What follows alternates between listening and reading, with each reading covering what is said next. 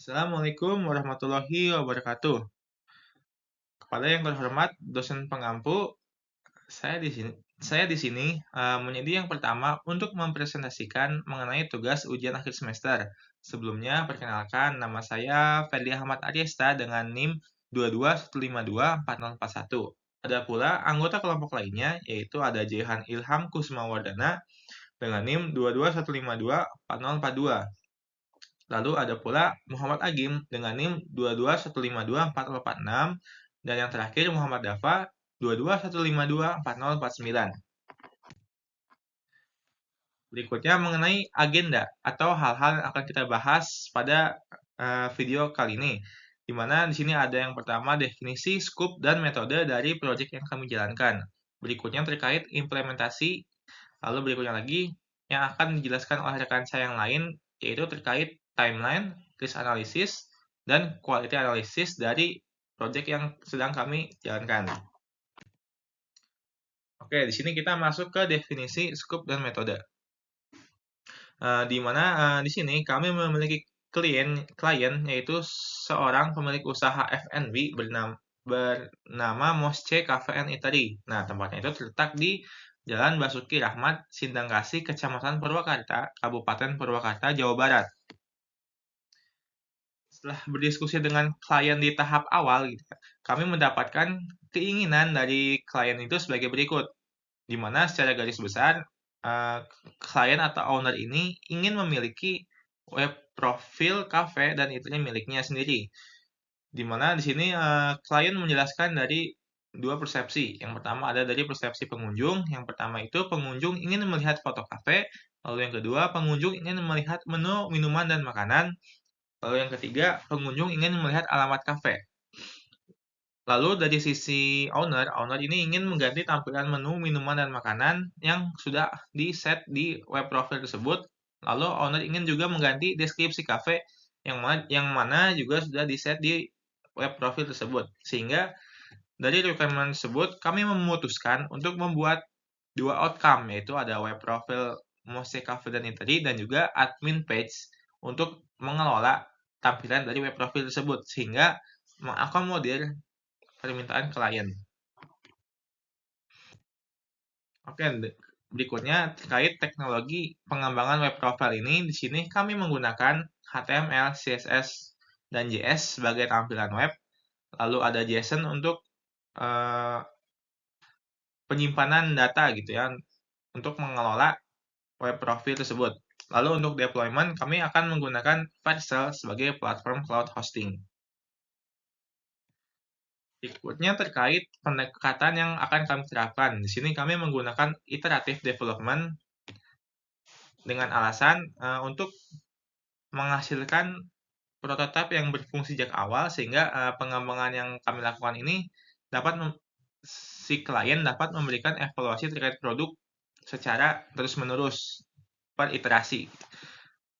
Di mana kita membagi menjadi 5 iterasi atau 5 tahapan. Yang pertama itu ada analisis, iterasi 1, iterasi 2, iterasi 3, dan deployment. Berikutnya akan kami tampilkan terkait aplikasi web profil yang sudah terimplementasi. Oke, di sini kita akan mendemokan terkait outcome yang pertama, yaitu web profile. Bisa kita lihat di sini ada tampilan awal dari landing page, di mana di sini akan ditaruh deskripsi dari cafe, lalu ada pula menu signature, lalu ada terkait foto-foto indoor ataupun outdoor dari cafe tersebut, dan alamat dari cafe tersebut. Lalu berikutnya ada tampilan menu makanan dan minuman yang tersedia yang disediakan oleh cafe tersebut. Berikutnya terkait dengan outcome kedua, di mana itu adalah untuk mengelola web profile yang tadi. Di sini ada kelola halaman utama, di mana nanti admin bisa mengubah deskripsi cafe, lalu ada mengubah foto dan terkait menu signatur, foto tempat, dan area footer gitu. Lalu berikutnya ada kelola staff. Nah, di sini admin juga akan bisa mengelola staff-staff apa saja yang akan ditampilkan ke web profile. Dan terakhir ada kelola menu, di mana di sini admin dapat mengatur menu makanan dan minuman mana saja yang akan ditampilkan, baik itu dari foto, nama, kategori, harga, dan deskripsinya begitu. Berikutnya akan dijelaskan terkait timeline oleh rekan saya yang lain. Assalamualaikum warahmatullahi wabarakatuh. Sebelumnya perkenalkan, nama saya Muhammad Agim dengan NIM 46. Di sini saya akan menjelaskan terkait timeline yang telah dibuat. Untuk aplikasi yang akan dibuat ini yaitu terkait profiling KP seperti yang telah dijelaskan sebelumnya. Pertama, kita akan melakukan tahap analisis. Dalam tahap analisis ini, kita akan menganalisis aplikasi yang akan dibuat ini berhubungan dengan klien, seperti bertemu dengan klien, menanyakan kebutuhan-kebutuhan klien, dan juga karena ini terkait profiling KP, kita juga akan mencari tahu konten-konten yang akan ditampilkan dalam website tersebut. Jika dirasa sudah jelas terkait fitur-fitur dan apa saja yang akan ditampilkan dalam website tersebut, selanjutnya akan lanjut ke pengembangan. Dalam pengembangan ini terdapat 3 iterasi. Untuk iterasi pertama, kita akan fokus pada front end. Untuk fokus pada front end ini akan dilaksanakan selama 2 minggu, di mana kita dapat melihatnya di sini. Untuk minggu pertama kita akan mengerjakan admin kelola menu, admin kelola staff, admin web profile, dan yang terakhir kita autentikasi. Lalu untuk minggu kedua itu terkait web profile itu sendiri yang dapat dilihat oleh orang lain. Setelah itu kita akan lanjut ke iterasi 2. Untuk iterasi 2 ini akan dijalankan selama 3 minggu. Ini dijalankan 3 minggu karena pada minggu pertama akan dilakukan validasi terhadap klien apakah frontend sudah sesuai atau belum. Jika dirasa belum sesuai, maka akan dilakukan perbaikan tampilan. Setelah dilakukan perbaikan tampilan, akan lanjut ke pengerjakan backend. Ini akan dilakukan selama 2 minggu juga. Seperti yang ditampilkan di sini, ini merupakan fitur-fitur backend-nya sendiri. Setelah mengerjakan backend selesai, selanjutnya akan dilakukan iterasi ketiga. Dalam iterasi ketiga ini kita akan melakukan evaluasi dari yang iterasi kedua. Hasil dari evaluasi ini kita cenderung akan berfokus pada validasi terhadap klien terkait aplikasi yang telah dibuat, apakah sesuai atau belum. Jika memang belum sesuai, maka akan dilakukan perbaikan, dan jika memang sudah sesuai, maka akan lanjut ke tahap deployment. Tahap deployment ini akan dijalankan 2 minggu, yang dimana 1 minggu pertama kita akan membuat user manual untuk penggunaan aplikasi ini sebagai admin, lalu akan mendeploy ke staging, setelah itu akan memaintain and hotfix minggu keduanya, dan mendeploy ke production.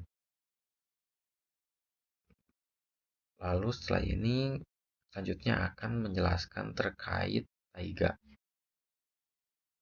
Assalamualaikum warahmatullahi wabarakatuh. Perkenalkan, nama saya Muhammad Dava dengan NIM akhir 049. Di sini saya akan menjelaskan perpindahan dari timeline yang ada dari spreadsheet menuju ke Taiga. Nah, di sini kami menggunakan metode Scrum karena memang kami sudah menerapkan beberapa sprint yang akan diulang-ulang di timeline. Nah, sekarang saya akan menunjukkannya nih. Di sini pada bagian kiri sidebar nih ada Scrum, dan kita lihat ada apa saja, sprint apa saja yang sudah saya buat. Di sini ada 4 sprint, tapi kok cuma 3 yang ditampilkannya?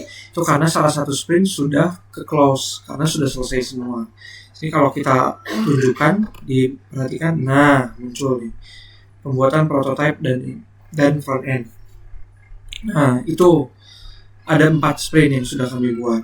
Terus mungkin akan jadi pertanyaan, kenapa kok di bagian sprint yang ketiga ini gak ada gitu, gak ada user story-nya, nggak ada pekerjaan yang dilakukannya. Karena di sprint ketiga ini kami itu melakukan evaluasi pengembangan, jadi pekerjaan itu akan muncul ketika kita sudah berdiskusi atau hasil revisi dari usernya, dari kliennya gitu. Jadi ketika tahap 1 selesai, tahap 2 selesai dan dikasihkan, kita akan menerima revisi. Oh, revisi apa saja nih, baru kita masukkan ke dalam sprint. Kurang lebihnya seperti itu. Nah, sekarang saya akan menampilkan yang sudah selesai dulu pembuatan prototipe-nya. Nah, di sini dari user story yang ada di kiri, di sini ada poin-poinnya. Jadi satu user story itu bisa saja isinya tuh lebih dari satu task gitu.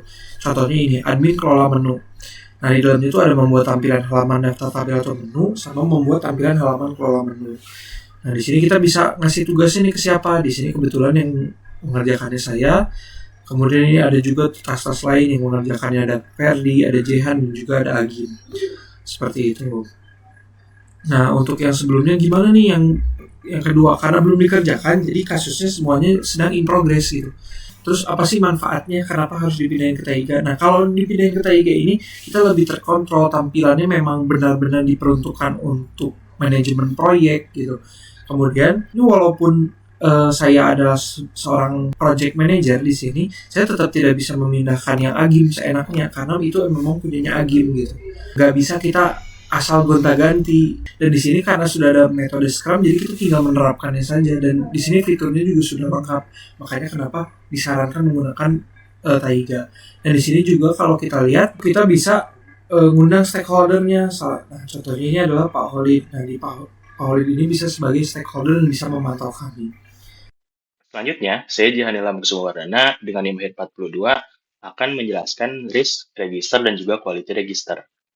Nah, di bagian risk register ini, kelompok kami dapat mengidentifikasi 12 tipe risiko yang ditemui ketika berjalannya proyek Cafe Mose ini.